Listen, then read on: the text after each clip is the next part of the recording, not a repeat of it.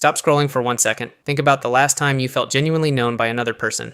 The version of you that exists at 2 a.m. when things fall apart. The version nobody sees on Instagram. The version you barely let yourself see. When was the last time someone knew that version? There's a guy right now, probably within a mile of you, who has 847 followers, 312 contacts in his phone, and not a single person he could call if his life came apart tonight. And here's the part that should disturb you. A human being who lived 50,000 years ago, no phone, no internet, had more people who genuinely knew him. More people who would drop everything.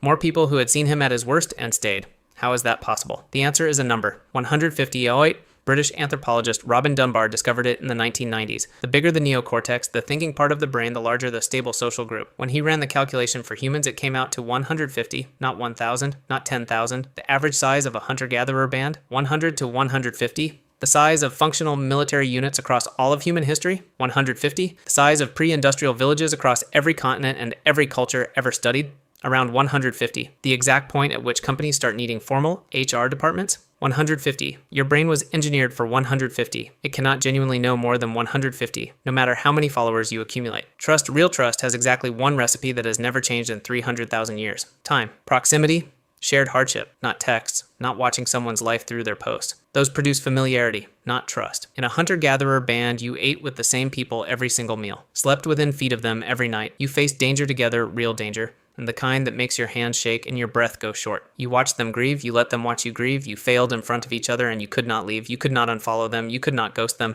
They were your entire social world and they always would be. That sounds suffocating by modern standards. It was also the engine of the deepest human bonds ever formed. Modern life gave you every option to leave. When you cannot leave, you get through things. On the other side of all of that, getting through is being known completely by people who chose to stay even though they knew everything. Your anxiety, your pettiness, your jealousy, your moments of complete failure, and they were still there in the morning. That experience of being completely seen and not being abandoned is what the human nervous system was built to receive. It is the biological baseline of a human social life. For most people alive today in the wealthiest, most connected society in history, it is almost completely absent. In its place, we have options, connection options, more of them than any human who ever lived, and the loneliest generation in recorded history. That is not a coincidence. That is what happens when you replace the conditions that build real connection with the simulation of connection. When you give people the feeling of being seen without the reality of it, the problem was never having enough people to potentially connect with. The problem is the conditions. Ancient humans had the conditions automatically enforced proximity, daily repetition, inescapable shared hardship. They did not choose those conditions. They had no choice. And out of no choice grew the deepest friendships the species has ever known. You cannot uninvent the city or the algorithm or the delivery app that means you can go 3 full days without speaking to a human being out loud. Your nervous system is not asking for more followers, not asking for a better platform. It is asking for proximity, repetition,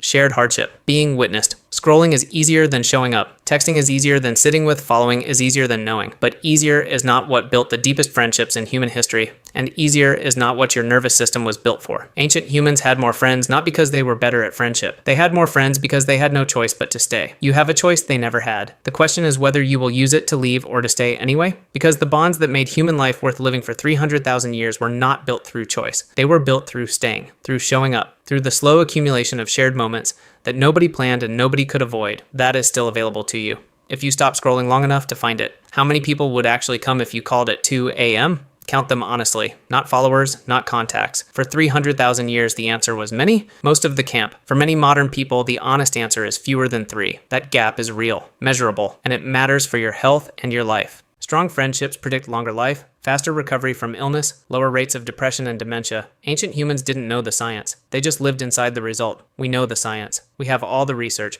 And we consistently choose the easier alternatives instead. Research shows it takes 200 hours of shared time to build a close friendship. Ancient humans accumulated those 200 hours just by being alive together for a few months. Modern people scatter those same hours across hundreds of people. Nobody gets enough. Concentrate your hours. Give them to fewer people, fully. Show up physically to the same people, repeatedly, through things that are actually difficult. Let someone see the version of you that exists at 2 a.m.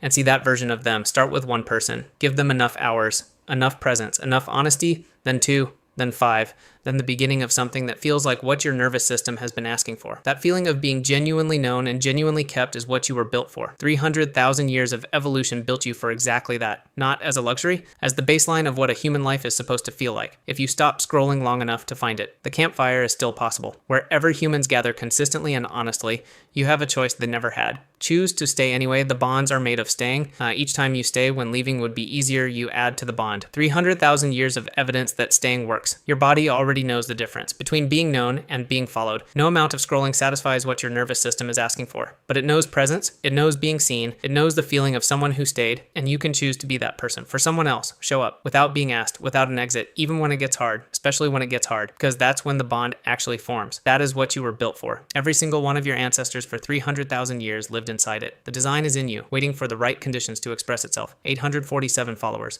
And not a single person he could call at 2 a.m. Ancient humans would have had 50 people who would come without hesitation. What changed was the conditions, not the people. The conditions. And conditions can be rebuilt, deliberately, one choice at a time. Today, text someone you haven't seen in too long. Make a real plan, a date, a time. Start a ritual. Same people, same time, every week. Say yes to in person, more than you say yes to digital. Tell someone your real story, not the version you would post, the actual one, and ask someone about theirs, with real curiosity, not social noise, and stay when leaving would be easier. That single choice is the architecture of everything. Proximity is the foundation. Repetition builds the wall. Shared hardship is the roof.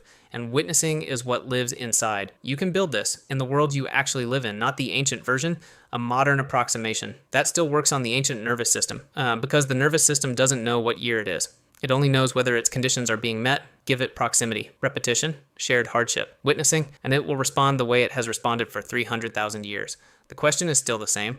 Who would come at 2 a.m.? That number can change. With the right conditions applied consistently, ancient humans are the proof. 300,000 years of living proof. Not because they were better people, but because they had the conditions. And you can have them too. It requires deliberate choice, but it's available. Stop scrolling and start staying. Your ancestors had this figured out. They were right. For 300,000 years, they were right about what humans need. We just forgot, and we can remember. How many people would actually come if you called right now? Be honest in the comments. That's where we keep the campfire going. Ancient humans had more friends than you, but you can change that. The fire is still burning if you choose to gather around it. See you around the fire. Your brain handles 150. Your heart needs 5. Invest in your 5 hours. Presence. Your real self. And they will give you what no follower count ever could. Being known. Completely. By people who stayed. That's what ancient humans had. That's what your nervous system has been asking for this whole time. Subscribe for more amazing content. Your support helps us continue creating valuable videos for you.